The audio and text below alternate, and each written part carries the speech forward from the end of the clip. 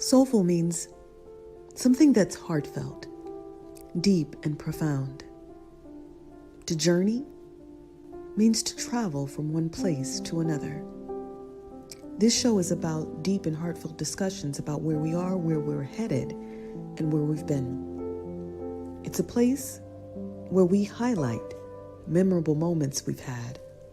This show is about everything and everyone that is good for the soul.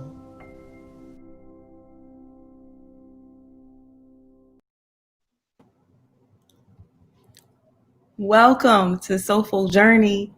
I am your host, Venus Jones, and you're getting an early glimpse at who your guest is for today. Wave, Nate. But as normal, I come in, and the first thing that I want to do is to tell you this, that you are a spiritual being having a human experience. And Soulful Journey, you saw my new logo. Let's shake it up for the new logo and the new trailer. So we have an intro trailer. This is our 6th edition of this show. And I'm so excited to be your guest as every week. And your hostess with the mostest. My name is Venus Love Jones, and I'm so excited about who we have in store for you today. But I'd always like to start off first with a poem, a song, or something that reminds me of our special guest today. This one I think is a good one, and it's about healthy seeds, because this person, when I think about this person, I think about someone who is always planting seeds of hope and really helping people think differently. So I will read this for you. It comes from my collection, my She Rose collection, and it's called Healthy Seeds. Plant healthy seeds and reap what you sow. If you water the thought, it will grow. Someone said you don't count. You're a weakling and small. Are you shining beams on that limiting seed? If so, you are hindering your growth indeed. She said, you're ugly. Have you let it go? You are beautiful and always divine. Grow. He said, you don't learn as fast. You're an idiot. You're slow. You are an intelligent being. I see you reflecting the truth. You know everything you want to know. Grow. Start nourishing your inner light and take back your power. Affirm that you are patient with yourself every minute and every hour. And if they tell you that you're too skinny or you're too fat, I would tell them I take 100% responsibility and I accept myself right now, right where I'm at. And I can move towards all of my goals with ease because of this unconditional fact. If they say I was just trying to let you know that I cared, tell them you would prefer a hug and not a push, because now resistance is in the air. Your father said, you're a sissy. Your mother said, you're deaf and blind. Is the challenge slamming and locking the door on your mind? If you are happy and you know it, clap your hands and don't stoop as low, because you will always be perfect as you are. Grow. Tell them you were made in the image of an unlimited love, and no one can steal your joy. You can give it to them, but you know they can't keep it. No man, no woman, no girl, no boy. True joy you will never lack. When they say something else, you say African, Jew, Irish, Indian. I'm proud of that. Pull out that toxic weed, cut them some slack, throw it away, bounce right back. You are a creator, full of vibrant visions, mysterious and grand. With God as your guide, your burdens feel lighter than each grain of sand. So if they say, you broke, and you get that lump in your throat, Ask yourself, could I let this go? Would I let this go? When? You may even have to let go of your poisonous friend and find a nurturer who mends. You have the universe at your fingertips, and you are a shining star. Like earth, wind, and fire, sing, no matter who you are. I can see you basking in your inner glory, and there's a glow. I can see you harnessing your inner light, continue to blossom and grow. Forget about yesterday, or remember the lessons from it. It is given that tomorrow will never come, may never, ever come. But you can claim your present. Eat your cake. You don't need to settle for a crumb. I see you planting healthy seeds and reaping what you sow. When you water your thoughts, they grow. And then I ended this poem with a quote by Helen Keller: believe. No pessimist has ever discovered the secrets of the stars or sailed to an uncharted land or opened a new heaven to the human spirit.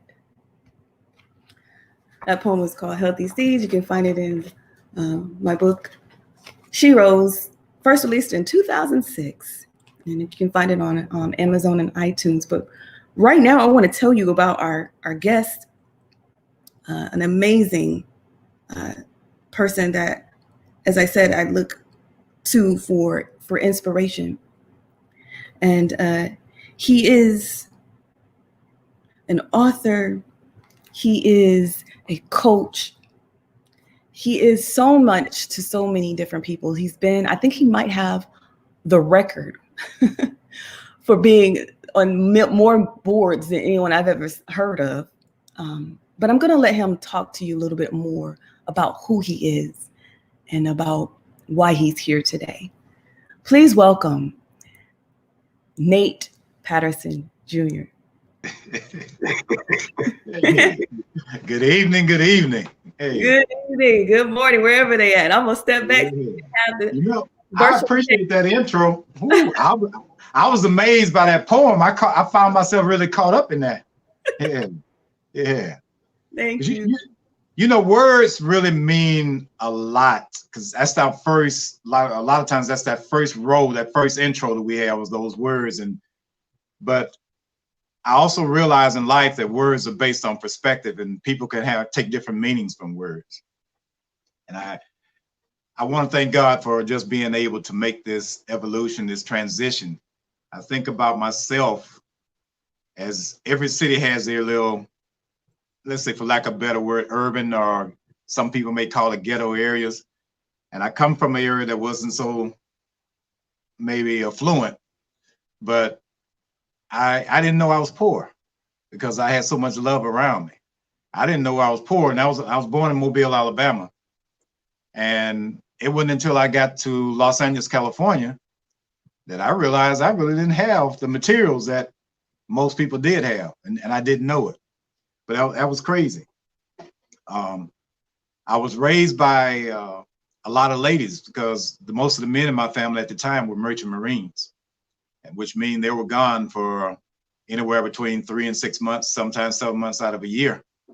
So it was the ladies, my grandmothers, my mom, my godmother, my aunts, they all pitched in. And with that, I gained a unique perspective from them. And I really think that I gained, and eventually what came about was the term that people are very hot on now is emotional intelligence and empathy. I began to look at other people's ways and understood why they felt certain ways and how to influence them in positive ways. But here it goes. Here I am. Born in Mobile, Alabama, lived in Southern California for about 28 years, went to Cal State University Fullerton, wound up staying in Brazil for a while, in Kenya for a while. Then I went to Tampa Bay.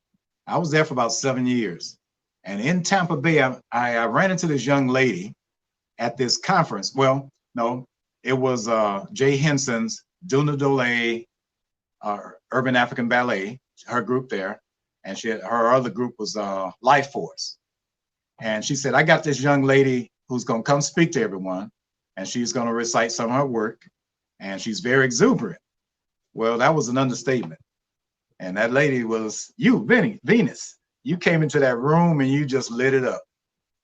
And I was really looking at the interaction between you and the kids. Because at the time we had this, I think it was summer camp and after school program. And summer camp, we had a few hundred kids attending. So it was pretty quiet now as you spoke. And that was pretty good to take command of the room like that with kids without having to really exert authority per se.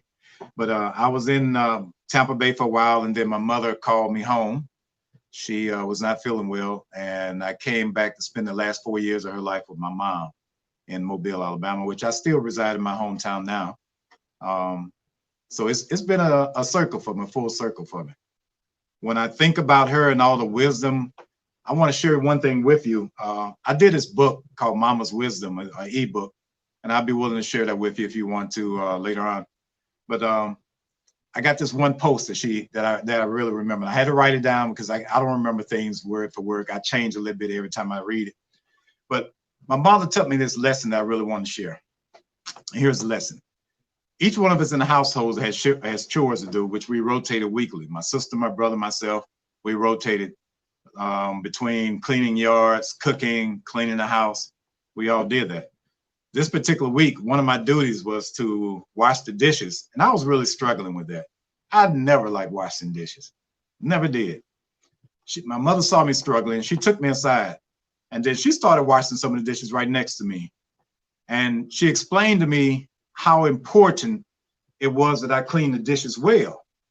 And I'm kind of half listening, I'm not buying in still, but she was cleaning it next to me, so I figured, hey, if she keeps cleaning, I'm going to finish this up pretty quick. So I stayed right there. My mom told me the reason that she had to entrust me, she told me that the family really depended on me. If I didn't clean the dishes well, people would get sick from the germs.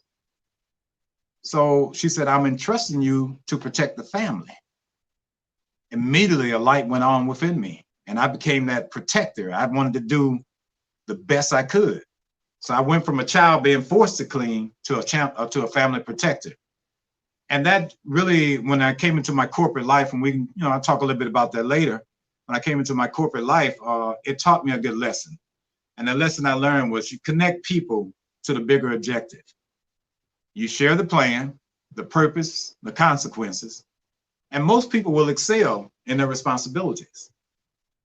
And that was my mother, man. She always had some lessons to give us. That's my opening statement, Venus. And I love it. Yes. Thank you so much. That was beautiful. And wow, when you think about what you can learn, like in the kitchen, how deep and profound that lesson was. And I'm just so thank you for sharing that with us, Nate, man. And wow, just for taking me back to of how we met. Yes, shout out to Miss J Henson. Wow, I forgot all about that. And it's so interesting how we met. But again, I know this is your third interview today, so I am so honored. I know you spoke. Where else? Where else were you speaking today? Like, I was down in Miami for a while, in Canada for a while. Yeah.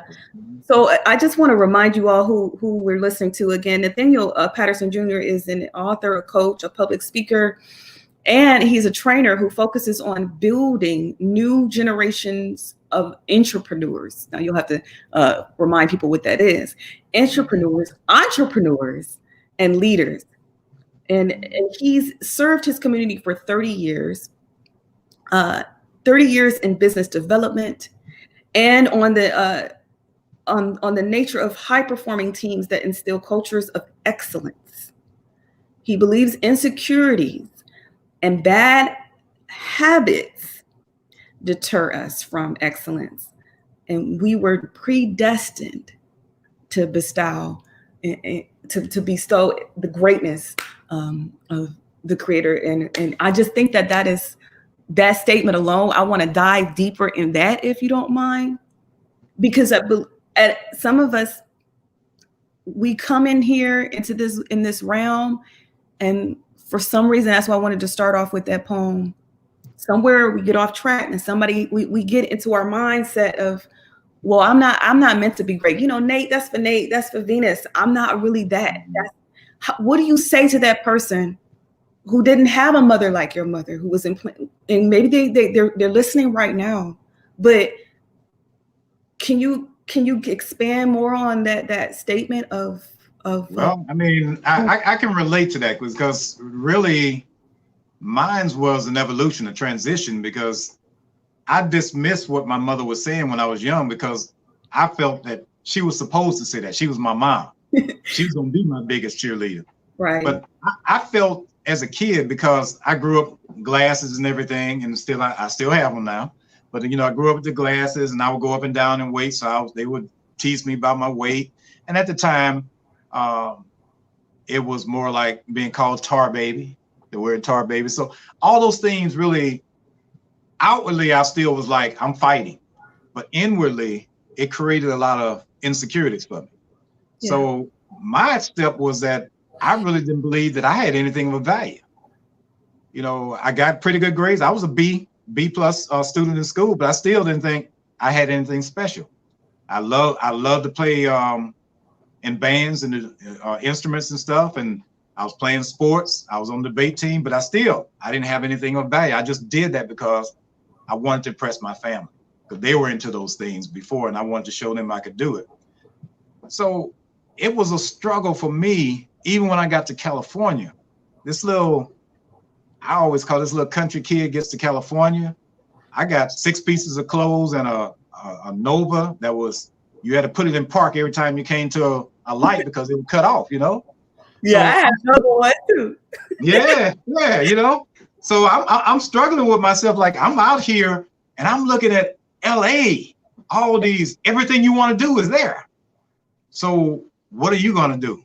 What are you going to do here? What are you here for? So I became this person, though. I began to accept that I could organize things very well. So I started with that. That came from really learning how to clean up around the house. My mother taught me that. I mean, to me, these simple chores really are the foundation a lot of times to work ethic and other areas. So I realized I learned how to organize. So when I got to California, I joined organizations, and I would organize the schedules and write up everything. And man, people began to look at that, and they were telling me that I was a leader. Can I pause you there? Yeah. Because you say you joined all these organizations, and when I'm on your LinkedIn page and I see you're one of the, supposedly top 1% of viewed pages is you're in that. Right. So I'm like looking at you, and I see this about you've been on all of these boards, and you're talking about time management. But before that, in your intro on the flyer, we read about bad habits. Right. I gotta pause you because I gotta slow you down, because I'm trying to get to how. Because some people, when they see someone like you, but again, how can you be on all those boards? Yeah. And how can you do all of this and still be? Well, let's go back to what you said, the bad habits part of it. Yes. What I began to realize. How did you break your bad habits? Mm-hmm. I began to realize at 19, I started thinking, what is it that makes people great? So I started reading all these books on successful people, and I would really delve into it. And I talked to people, what made them successful, and they came up with a few things I started seeing. And now we hear it a lot, but here I was at 19, it wasn't really out there like that then. One was organizational skills, that you know how to organize not only objects and projects, but your time, that time management. Right. All right. It wasn't about juggling. It was about time management, and time management really is about constantly organizing your priorities. So I learned to do that, but this is the biggest thing that I did first. I had to face myself. I had to face what I didn't want to face. I had to face what I was scared of. I was scared of speaking. I was timid. I didn't think I had anything. And I was saying why, because other people had told me that I did not. All right. So I listened to their words, and I let their words hang on me like baggage and suppress whatever was inside of me. And I had this urging inside to come out. So I would be so quiet and I wouldn't give my ideas out there. And I'll see other people taking some ideas that they came up with, which was similar to mine, and they go into to elevating themselves. All right. So I'm frustrated now with me, not with anybody else, with me. What are you going to do? Yeah. Are you going to sit up here and be like this forever? And I'm calling myself, you're a little punk. You know, God gave you more than that. Right. Okay. So this, oh man, because now you're getting on something that's deep for me, because I was talking to my therapist, and yes, I have a therapist, proud to say that, because I think it's so important to you know, you need a physical coach and a mental coach. And she told me, she was like, you know, because I have like this inner critic, because I've been there too, where I'm like, well, yeah, but sometimes that inner critic has helped me. And I had to admit that, like that inner critic that tells you that, no, yeah, you punking out, you're going to have to do better. But you have had coaches maybe that you've met and you haven't met, but I want to transition right now there, because this show does have a format, and I wish I had more time with you, but we got to get into your show and tell. Is there something that you want to show that has had an influence on you? It could be a necklace, it could be a book, it could be anything around you, an article of clothing that reminds you of who you are and why. Man, I'm going to tell you, it's three things. I'm going to be kind of brief with this, but it's two books. Okay. Stephen Covey came out with this, The 7 Principles of Highly Effective People. I said, can I get that right? Yeah. This book changed my life. Okay. Because a lot of the things in it, I was already thinking, but I hadn't organized it in my head and how to implement it. And he showed me how to attack it. So that's a classic. That book brought me into corporate America. It made my career, because then I could really relate to how corporations started and what they were looking for, the value they were looking for. But this book, hey, okay. Proverbs speaks to me. It spoke to me when I was a kid, but I ran from it. It wasn't until I was in my early 20s I could relate to it, though. Because now I read 7 Habits, and I can go back to Proverbs, and I can relate to it. But see, here's the final piece that for me, that really turned the key. This thing here, I joined this fraternity called Phi Beta Sigma Fraternity. All right. And what they did, they took this country boy and introduced him to LA, introduced him to organizations. And next thing you know, now I'm sitting on boards with the Urban League and NAACP, and I'm going across the nation now, speaking. Community. And I'm still 19 and 22 years old. Gotcha. Yeah. So yeah, that was my metaphor. That's what brought me out. And for those who watch me closely, they may see, wow, Venus is rocking and rolling, and I, you know, I'm doing more myself because of community. I have found my tribe. I'm still manifesting my tribe, and I feel like really at the core of a lot of people's success, you think, you know, you've heard this said, no man and no woman is an island, but it's really, really true. We can have knowledge, but to apply it, and I think that forming those habits, you can get in good habit, but sometimes you do need some brothers or some sisters to hold you accountable. And I'm grateful that you got that at such an earlier age. And I'm grateful that you said that, because I know that it's important for people to hear just that. You got so many accolades behind you, I see, but I really love these quotes. Can you share some of these quotes as a show and tell, just because I want them to hear some of your amazing quotes? Just a few. I was like, wait, did you write those quotes? And he was like, yeah. Because I sit down at night and I think, just like, you know, that night is my quiet time, 10 p.m. to 2 a.m. Okay. That's my lab time there. I noticed that's when you post them, because I know I see them on Facebook, but I'm not a fan of a lot of people's quotes, but I mean, I love Maya Angelou quotes. I love Malcolm X quotes and Rumi. And guess who else? Yours. I'm putting you in that, but that's why I want them to hear at least some of the quotes that come up with. I got a couple of them on the screen here, so let's talk about what the college students. I go out and talk to college students, and I talk to them through my workshop. This is not your parents' economy. One of the things I lead off with, though, is this. This is a myth. You go to college to get a job. You don't. What you do, you attend college to gain knowledge. And what you do with that knowledge really documents your resilience and your character. So again, don't think just because you went to college, I don't think going to college does is say you were able to survive those 4 or 5 years you were there. It doesn't say anything else, because the reality of it, a lot of things corporate America have, you still haven't experienced it yet. Well, that corporate America wants, you haven't experienced it yet. All right? That's right. Truth. Yes. But on the flip side of that, though, we also know that we love valedictorians, and I love to see people accomplish their best. These 4.5, I mean, it blows my mind. Some of them, I heard somebody 5 point something the other day. You know, it blows my mind. But valedictorians deserve accolades. They do. But yet you have to be very mindful that your future innovators and leaders, many of those will not come from with stellar grades. If you look at your organizations that are run now, you have people who dropped out of college, some who were C and D students. But the one thing, I think the one key thing that we don't realize a lot of times is that it's the relationships they learn what to do. They learn how to develop relationships. Yes. And that key, that EQ, like we were talking about earlier, that emotional intelligence is and to me, that's a good thing. That is such a buzz phrase right now. We need it, because that's how we weren't paying attention to it before, and that's why we got some of the poor leadership that we have right now. Because you can know how to make money too, but not know how to get along with folk. So. Oh man, oh yeah, well, that's a whole nother conversation there.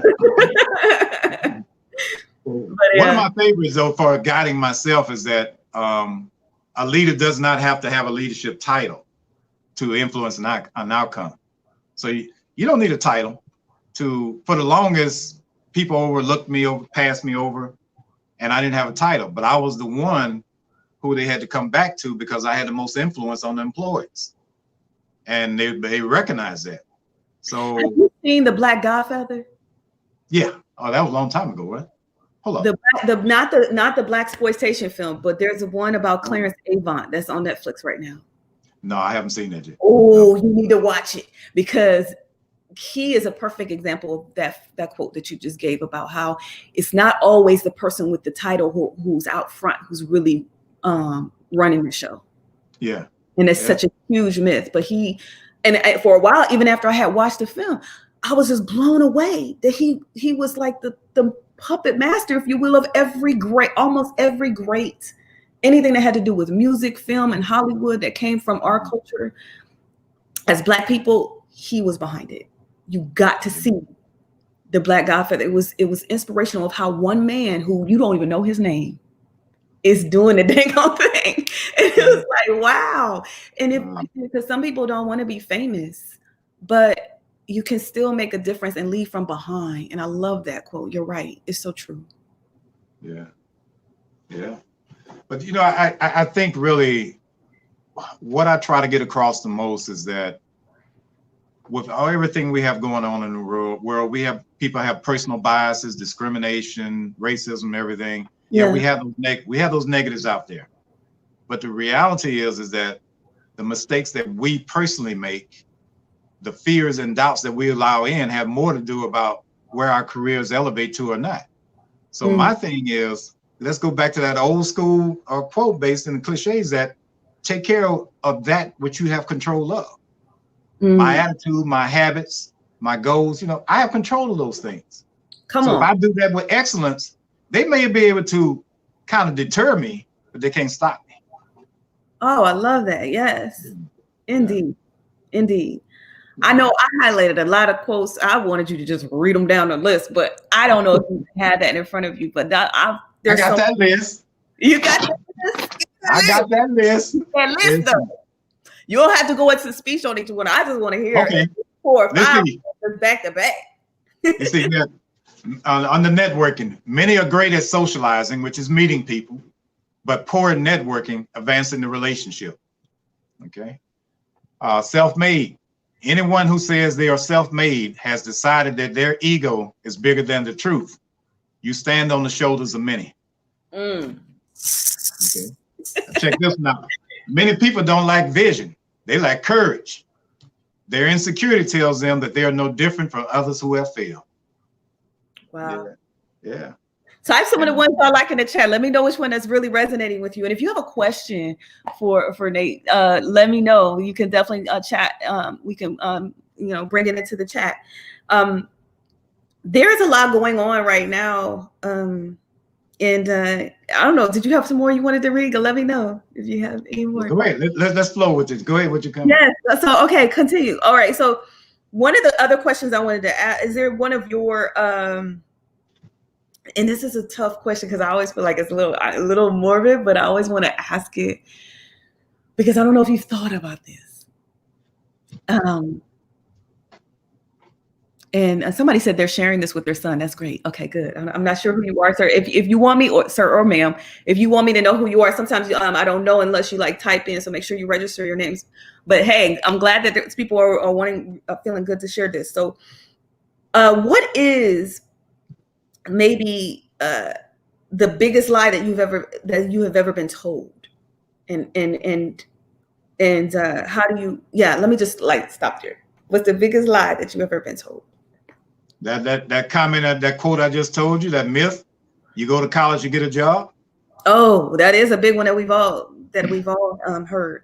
Here's another one I want to ask you. Oh, that's where I was really going. If you were to have a tombstone, because I know everybody don't want one, but what would be written on it? Do you know yet? I would just say, besides written on, I look at a couple of words. I look at, the older I get, the more I just want peace. So I would say it would probably be love, peace, relationships. Would probably be my 3 words. Is that something you want to be remembered for? Love, peace, relationships? Yeah, I believe in producing positive relationships, because that way, when I say positive, you're empowering people. You do care about them. I'm not looking on it. If I'm coming up, I'm reaching down, and I'm not reaching down with one hand. I'm reaching down with both. I'm looking to bring more up. Yes. So my situation, that I'm very in tune with how I felt when I was trying to come up, and I don't want others feeling that way, that there's no one to help them. There's no one to guide them. So that's what I feel my mission is to share my story, not to say, hey, I'm all that, but I'm saying, look, I came from insecurities, and I got my goals, but this is how I got them. Yeah, yeah. And there's people who watch this show from many different faiths, and I love that, and different traditional practices. But this is the question, because again, this show is about spirit, and there's times where I have been, pretty low, and feeling like nobody was picking up the phone. Yeah. Yes, relationships are great, and I was building them, but people weren't there for me. Mm-hmm. And have you been at that low point like that, where you feel like, man, my family, I can't reach my family, I can't reach my friends? What happens when you get to that point? And is there a spiritual experience that helped you get through, or do you know what I'm saying? That you can share, or you feel comfortable, if you feel comfortable sharing? No, I realized that really, that a lot of times, I remember reading that parable in the Bible where they said, Jesus was coming out of Nazareth, and they said, you that guy from Nazareth, we know you. So, they doubted him and didn't want to receive him. And I look at a lot of times myself at that. You got to deal with 2 things when you're trying to deliver excellence. And I deal with that word a lot, of excellence, and that there are people who are territorial, who don't want you to exceed them, because your ascension means that it's going, in their mind, is going to lower them, and it's going to knock them out. So they're not going to reach out to help you. Matter of fact, they're going to try to drown you. Okay. And then there are others who are unsure about change, and you coming up, anybody coming up is going to bring change. People are very uncomfortable with change. So you got people who are protecting and people who are scared of change. So it's their fear, their insecurities that they're dealing with. So what I learned to do for myself is that I had to develop my own platforms to show. I was in a corporate environment. My goal was to be president of the company, but I couldn't get there. So what I did two things. I joined nonprofits and started joining their boards to show my leadership skills. At the same time, I created my own company, and I took on some bigger jobs that my job wouldn't let me do. And I successfully did that. So I showed them I can do it. And I want to show them, they had to come to me now and ask me. I love it. Yeah. So when you deal with people, realize they got insecurity. It's a lot of insecurities out there in this world. Mm-hmm. Yeah. Yeah. And you did all of that because of faith in self, and obviously you've already shown that you are someone who believes in a higher power. So I love that, and that really gets to what I said. You can do so many things when you really kind of keep hope, but we're in a pandemic, okay, and so many people. That's sometimes I'm shining, and I'm like I know I'm not allowed to dim my light. And not be the light, and I'm still learning not to dim, because so often, like, there has been times where I'm feeling sad, and I don't always say that, but I want people to know I'm human too. But I mean, I'm doing well right now, and I give thanks. I know that's the grace, that's grace and mercy, but it's also hard work, But we have a question. We have a question here now, and for the sake of time, I don't want to let these people know. I think this might be Jill. What advice would you give a brilliant young man who has flunked out of 2 colleges and is trying to find his way? He's a published author, but he can't seem to find his passion. Interesting, huh? A published author who's a flunk. I wonder what he wrote. What he wrote about those. What he wrote. Can you type that in the chat? Because a lot of times when you're writing about something you really are passionate about in order to write, But I think one thing is that the same thing that we all have to do. In order to find purpose, you got to remove insecurities. So that means you got to address them first. And maybe he has not addressed the real insecurity, because sometimes there are a lot of, and I say this about men a lot of times, because we're trained not to show pain, not to show any weakness. And we have to. We have to, whether you want to do it behind the scenes, or whether you want to do it with a friend, or whether you want to do it with a therapist. Whatever way it takes for you to do it, you're going to have to, you got to attack yourself and say, what is holding me back? And I'm not talking about externally, internally. What is holding me back? When you get rid of that insecurity, what happens is all these revelations start coming out. All these things that God had already put in you is starting to arise. Because you remember, he said, you're already predestined. So in order to stop that predestined, we got these layers of negativity and insecurity on top of it. So what he needs to do really is to spend some time with himself. But he has a platform, whether you're going to use a counselor, therapist, whether you're going to use some type of religion or spiritual awakening, or whether you're going to go through this logically and attack your fears and insecurities and negative behaviors. Now, I was told that he wrote a poem about running track. Yeah, that makes him feel good. He must like that. Mm-hmm. Yeah, I was a football player, and I tell you, I relate a lot of things to that because it taught me a lot. Yeah, I would find out some of the lessons he learned about when he was about running track. What are the lessons that you learned there? Because a lot of my corporate career success, I based on what I learned out of football. Yeah. I hope you heard that, Jill. So yes, and whoever this young man is because again, I think it's important to note that college is not for everybody though. Mm-hmm. And there's people, some of the most successful business owners, even some of them, like you think about Steve Jobs, I think he started college and didn't finish it. So there's a lot to be said about that too. I really think that college gets pushed on some people who are more trade people, or they might have a special skill or a talent. But I think the most important thing is determination. Wouldn't you agree? Yeah, determination, resilience. I like that resilience a little bit more. Yeah, okay. Yeah, that bounce like back. That word more? Okay. Yeah, we kick down. We just resilient. Yeah. Resilience. Yes. So see, she says yes. Thank you. So that's real. If there's any other questions, let us know. Right now, I wanted to also, see if you have. Ooh, I'm just looking at this book that you spoke of. How can people stay in contact with you or like find resources that you have created? Okay, I'm a little bit different entrepreneur. So Okay. here we go. I had a company in Los Angeles for 20 some years, marketing firm, which I really loved, did the whole thing. But I didn't need a website because I got referrals and I was very good at that. Then this thing came up called LinkedIn. I love LinkedIn. I didn't need a website. I existed up until the pandemic. I existed without a website because LinkedIn gave me 33% of my business. So if you want to contact me, it's two ways. You can go through LinkedIn and contact me, Nathaniel Patterson. You'll see me on there. I'm in the top 1% view.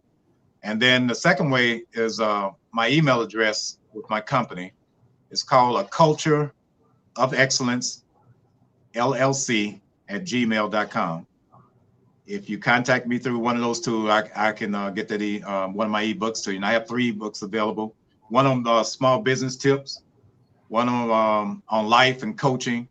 I have one for my mother's wisdom. And I think I have a 4th one on LinkedIn Conversations. This is not your parents' economy, and that's basically career development. Mm-hmm. Especially right now, I think that's why I wanted to have you on, is that because so many people are in between jobs right now, Nate, and they need to know where do I pivot, and I think you're offering that definitely. Well, see, let me tell you, with jobs, I have 2 things. One, I've never tried to. You can't pay your mortgage with unemployment. So I realized that after the first time I got laid off at a job. So I've always kept jobs. I've always had employment, but I've always had a business. So my tip is always, you got to have more than one income stream. You can never be dependent on a company to elevate your family.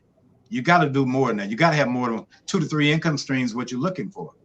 The second thing is that you always got to evolve personally. So you got to be looking, what's the latest and greatest platform that I can utilize my talent on?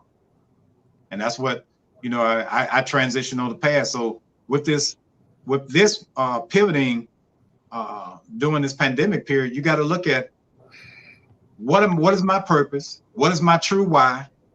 And what's going to take that purpose and why and let me elevate it? I need a platform that I can put my purpose and why on and elevate. And that's what you got to start finding out. Okay. I like the sound of that. You're the first person that I've interviewed that is not considered to be, I guess one might call a poet or an artist. But I still think that you are very creative. And this is what I'm going to have you do. You're going to read some more of them quotes like it's a poem in your poetic voice. And I'm let's go. Let's go. Come on. But guess what? I wrote a poetry book in college. Oh, I didn't know that. Uh-huh. 30 some pages of poems. Hey, bring it out. Where is it at? Nah, I'll share it with you off camera. Okay. Hey, I can help you polish that stuff up. You know what I mean? Yeah, we really have to talk about that part, though. We do. Because I know there's a poet in you somewhere. Yeah. I struggle with that part for us publishing. So yeah. But let me share a couple more things with you. When we talk about adulthood, I said like childhood issues must be reserved. No, Nate, that's not what we're doing right now. Okay, what I got to do? You're gonna read the quotes.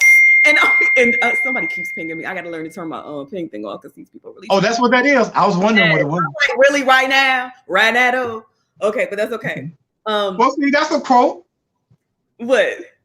Hold on, I'm gonna read it from right over here. I got my screen up here. So you got it? Because I want you to read it like in your poetry voice. I don't have a poetry voice. Okay, read it in your authentic voice then, because I'm supposed to. You were animated with yours. I don't know. I've been looking at you and it's like, wow. Because poets like, And if you do have a poetry voice, come see me because I can help you with that to keep your authentic voice. So, do I need to read it with my disc jockey voice that I used to have on the radio? Yes. Whatever you think is ready. I'm ready though. I just want you to read it like it's all one thing.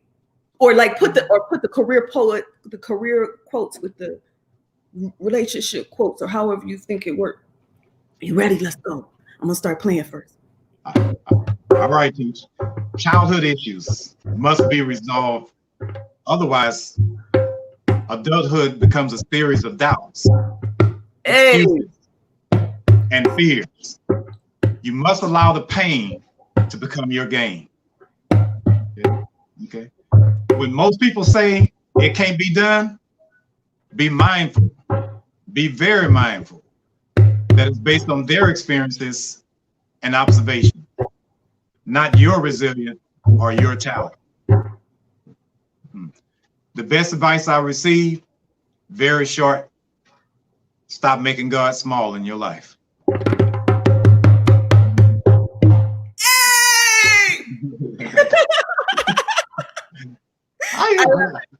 I like that little bongo trip. Yeah. I wish I could snap my fingers. Like the last poet. Yeah. I'm sorry, somebody's saying something. How important, what does it say?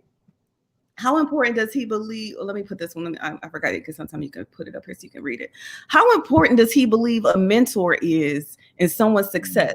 And did he have a mentor in his journey? Thank you, Overstanding 3x3x3. Okay.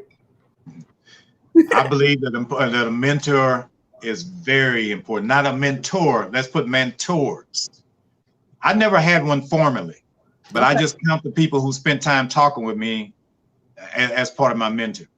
But yes, I think that everyone needs mentors, and don't disregard people just because they don't have a certificate or degree. The one I consider my best mentor really was my grandfather, who didn't get past the 3rd grade. I love that. Can we just say that again? Yeah. The mentor does not have to have formal education. Yeah. To be wise. That's yeah. Real. That's wisdom real. Is not educated. Wisdom is lived. You know what my grandma told me? What's that? You're an educated fool. Oops. Yeah, man. I tell some of my educated people that I love. Now, I love them. I got I have 7 children. They all going through just by some spades of college, and they're educated. I left school 6 classes short and never went back.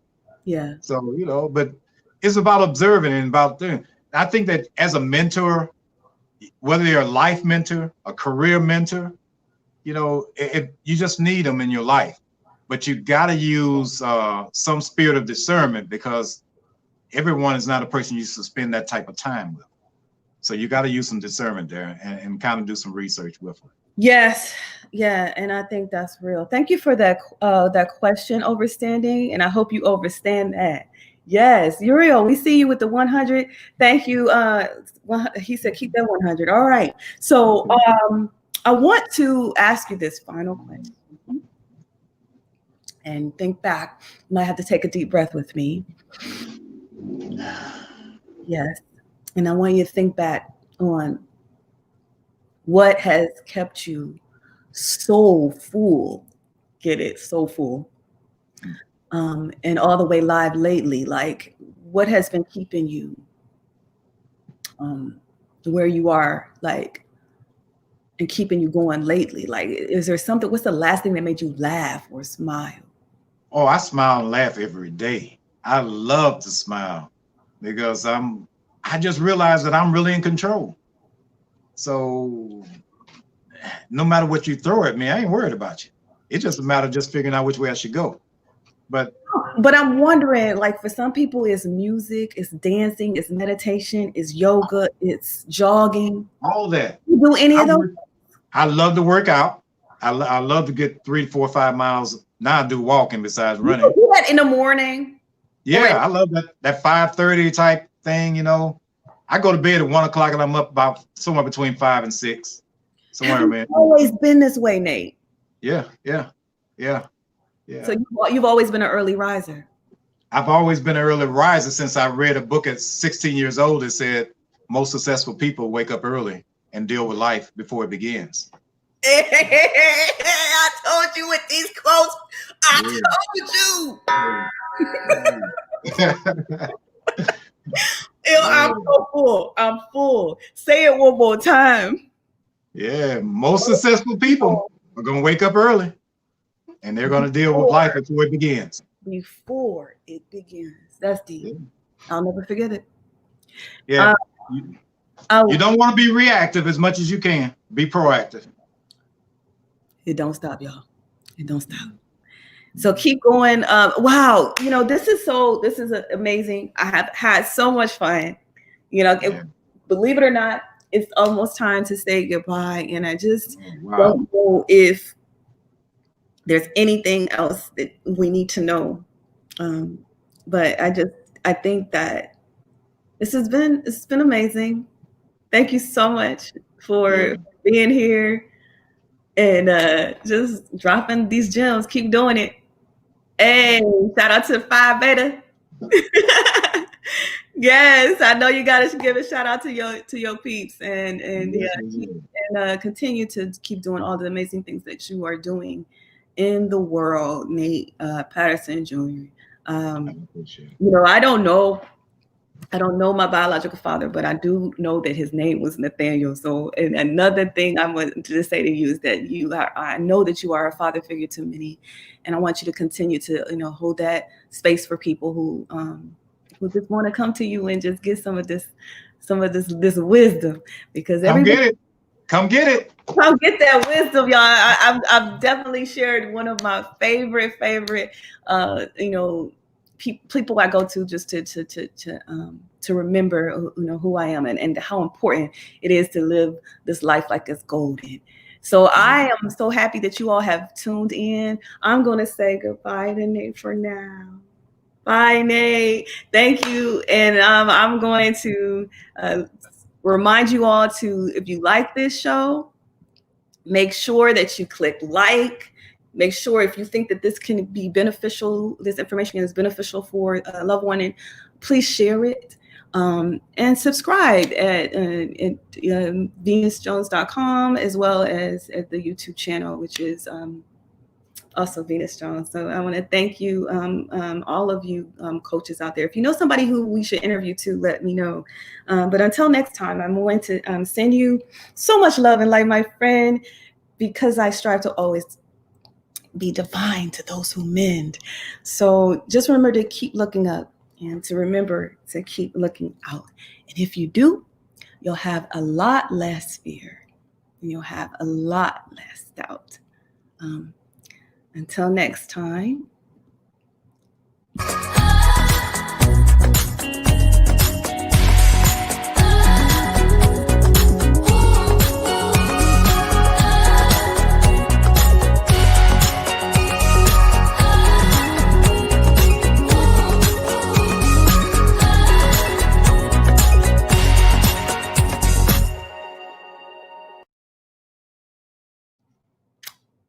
Peace.